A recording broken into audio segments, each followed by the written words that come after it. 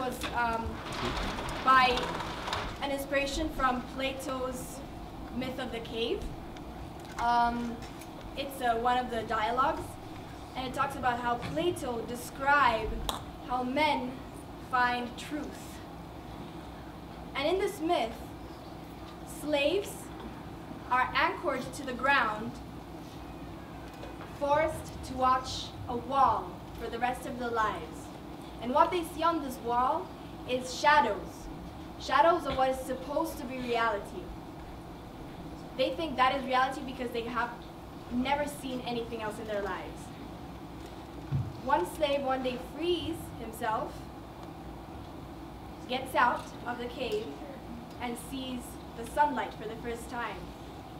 And the allegory here is that when you see truth for the first time, it hurts your eyes, you can't see at first, but then you get accustomed to it, and you actually see how things are. You see colors, you see shapes, you see things moving.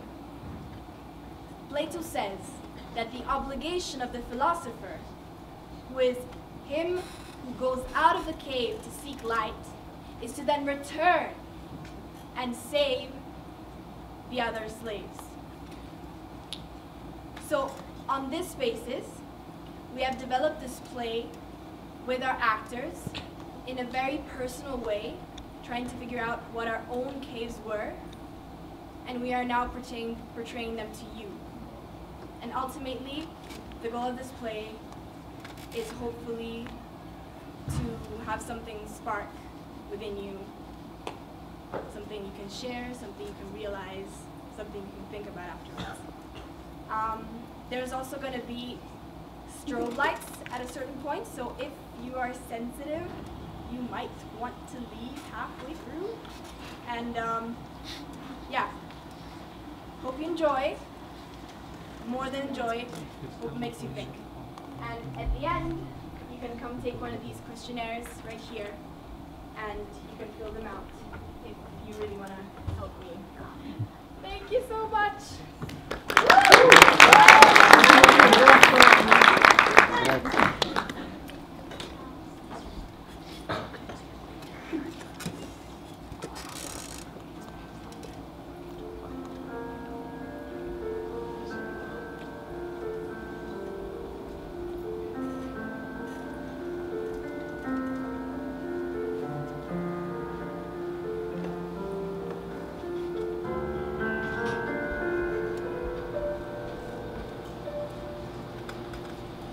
Welcome to your dream, my dear.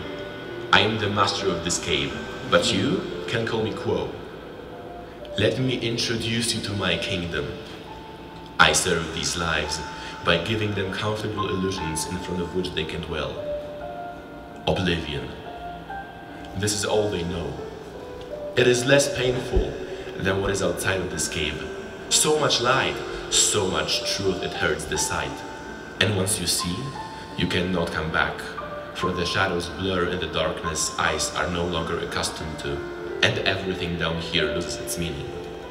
The majority of the world lives here anyways, and the choice of leaving implies a life of scary consciousness and solitude.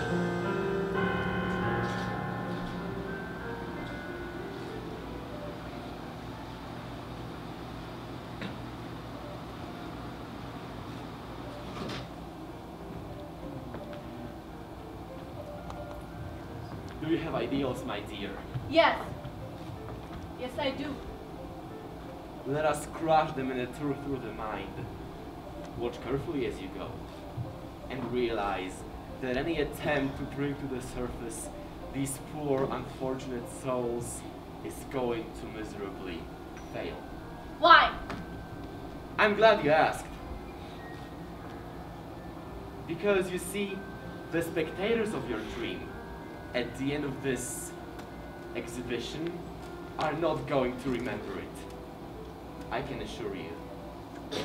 They might listen as long as the stage lights are on, but as soon as they leave the house, they turn to their shells of fear and disguise, and you will be left with the same feeling of frustration you're experiencing right now, even more.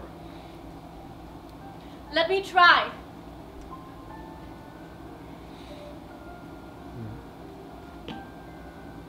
I cannot refuse you that. Oh, life would be merry were we foolish and ignorant, but some of us are cursed with awareness. Do not worry though. I will give you your share of consoling lies as soon as you return here and surrender.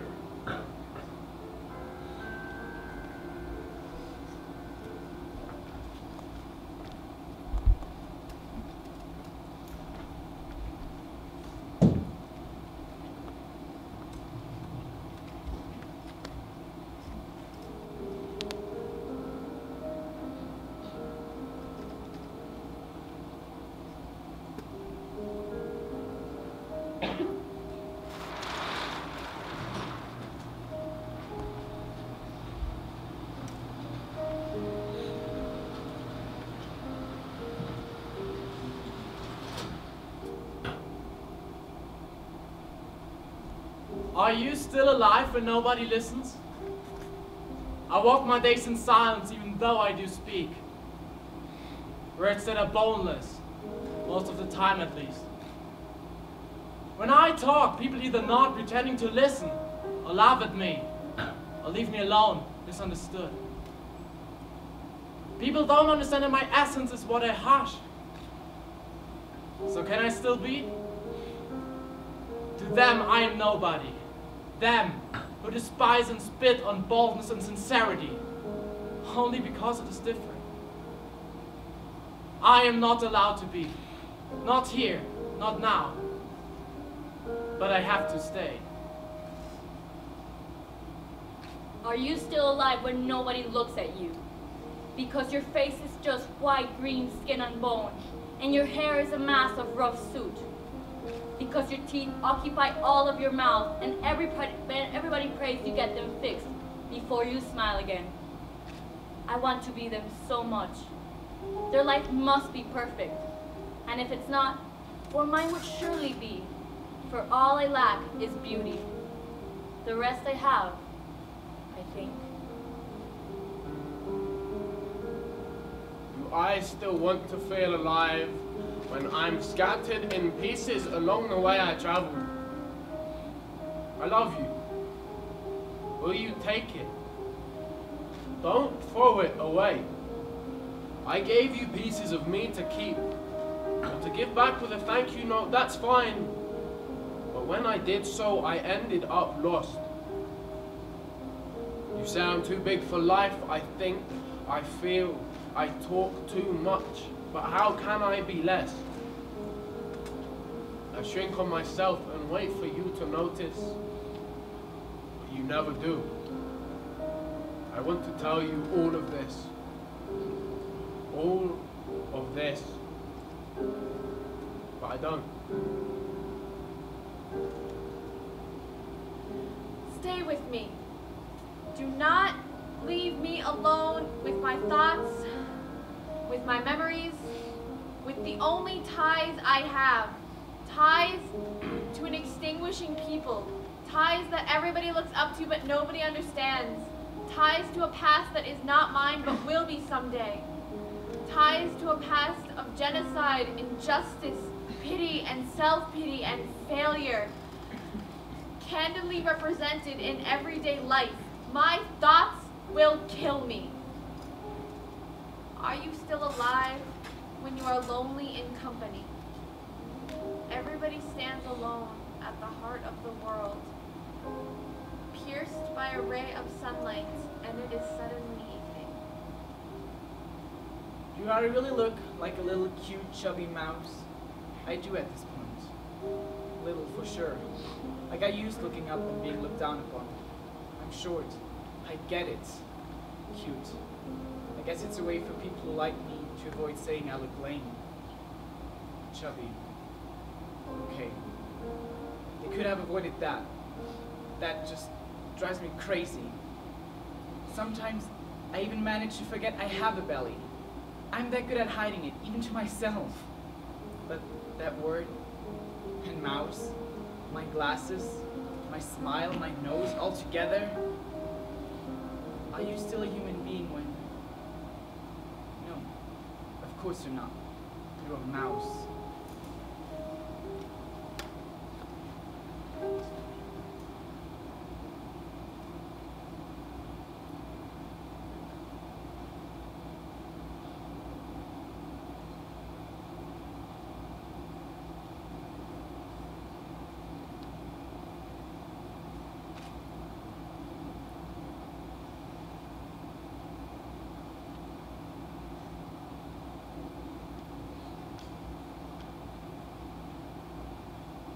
I've come here to save you.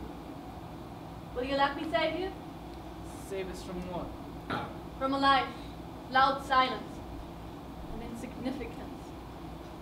Do we need to be saved? You don't need to. I imagine you want to. I hear your voices somehow. And all the words they say remain unspoken everywhere. That's because no one's ever spoken here before. Up to now.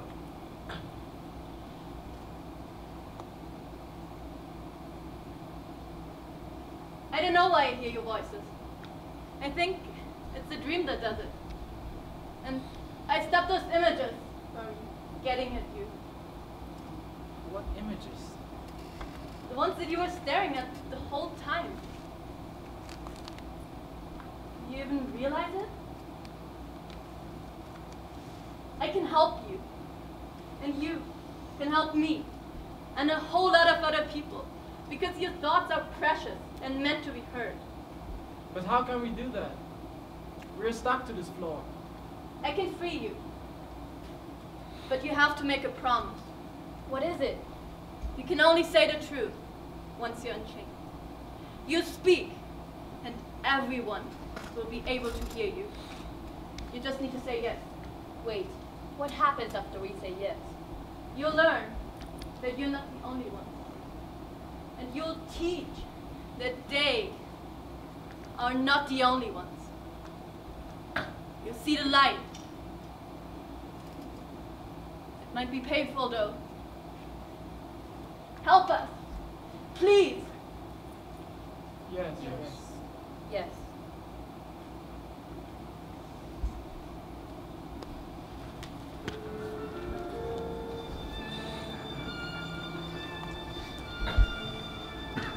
Your courage is remarkable. You will soon find out, however, how easy it is to be hated once your pitiful voices vibrate in your chests instead of your heads. They will think you're trivial. They will think you're fools. And once you come back, battered and disillusioned, I will be here, ready to eat the remnants of your humanity with a spoon. I'll